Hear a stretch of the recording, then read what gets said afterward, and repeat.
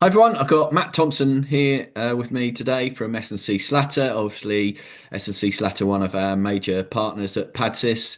One of the things that Director of Sport have asked for more information about is paddle tennis. And Matt's here to just talk to us about his experiences with paddle and what S&C Slatter could do to help Directors of Sport. So, Matt, many thanks for coming on. Maybe you could just tell us where you are in paddle world and what sort of work you've been doing, and then we can look forward to maybe some top tips or whatever for directors of sport. Yeah, no, thank you very much firstly for having me. Much appreciated.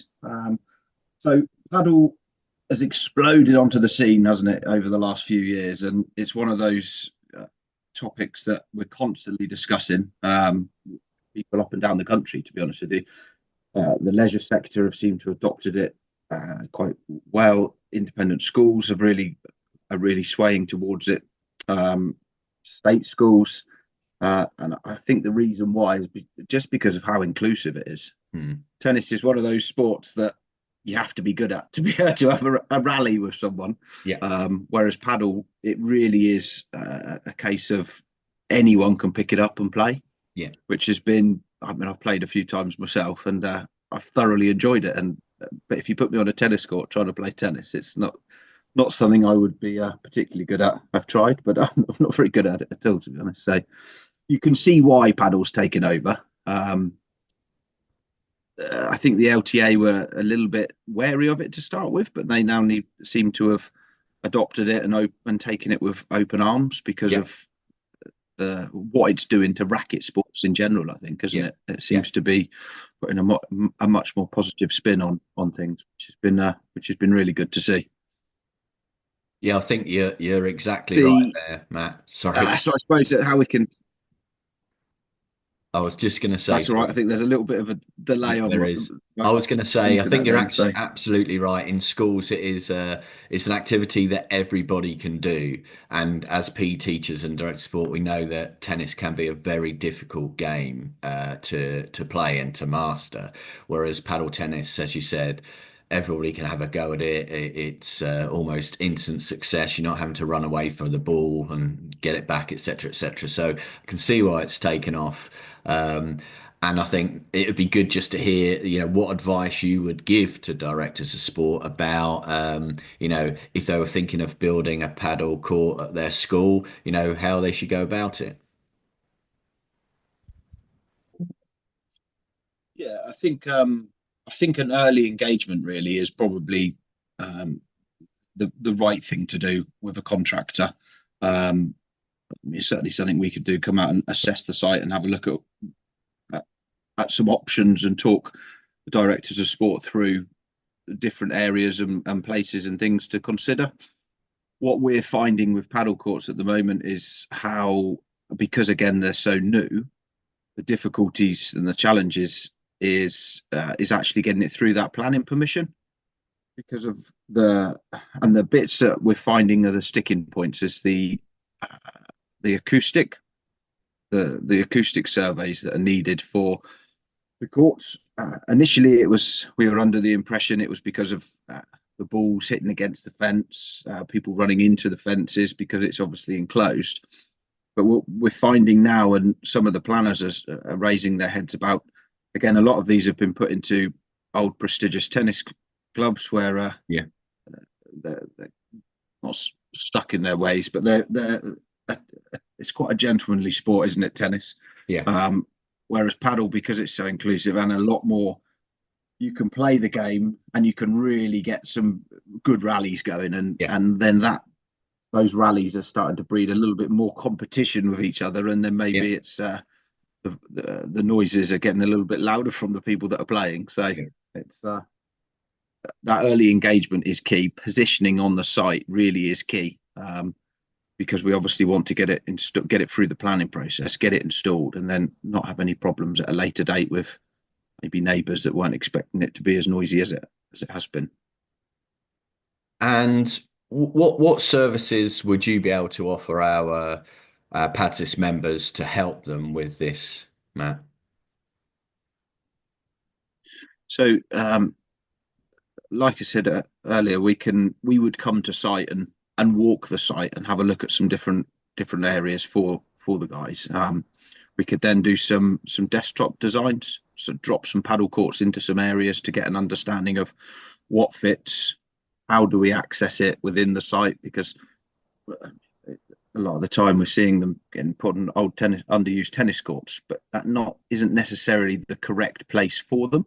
That's Mm, just where the tennis courts have always been. mm. um, so it's sort of taking a step back and getting, we want this to be a success, as does everybody, and we're lucky because we've got a bit of a blank canvas, so we can start afresh in these areas, in the independent schools, and make sure we're ticking 99% of the boxes we need to tick. So in 5, 10, 15 years time, we're not questioning, "Well, why did we build it here? What was the point behind that?" So um, those services are all in house, done by ourselves. We would come to site, do those surveys, produce those plans for you, and then give you the guys some budget costs really.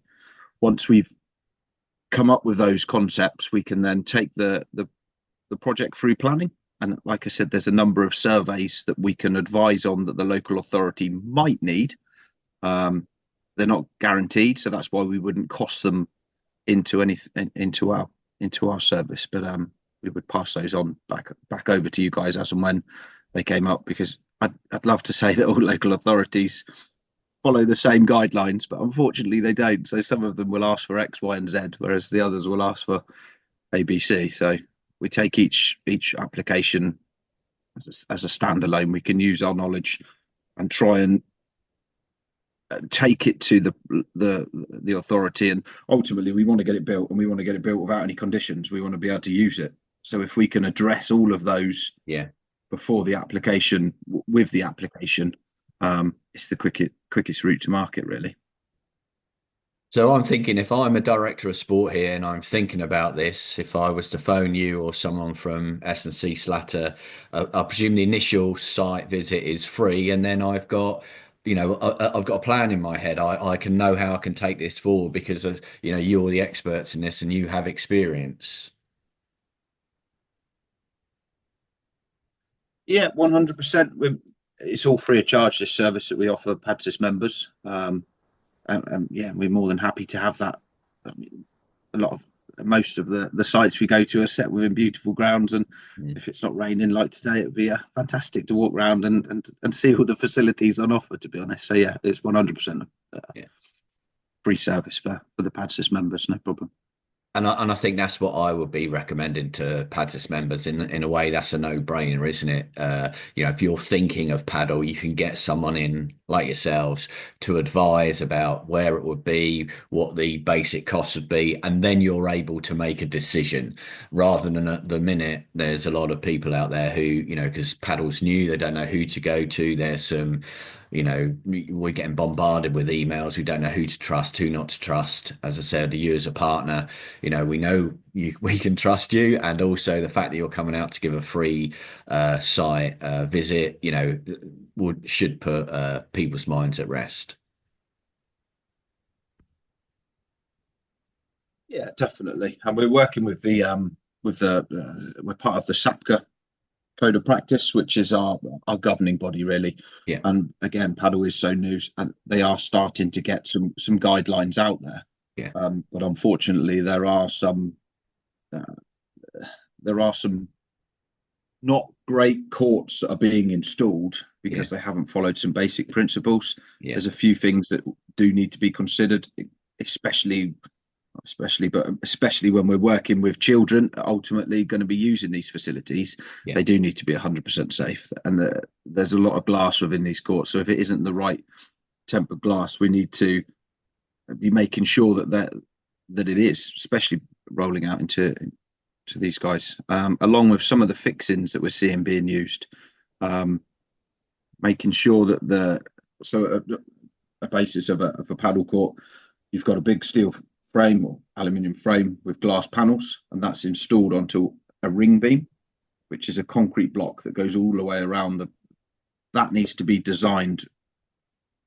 Each site that we go to has different ground conditions, so that ring excuse me, that ring beam needs to be designed specifically for that site.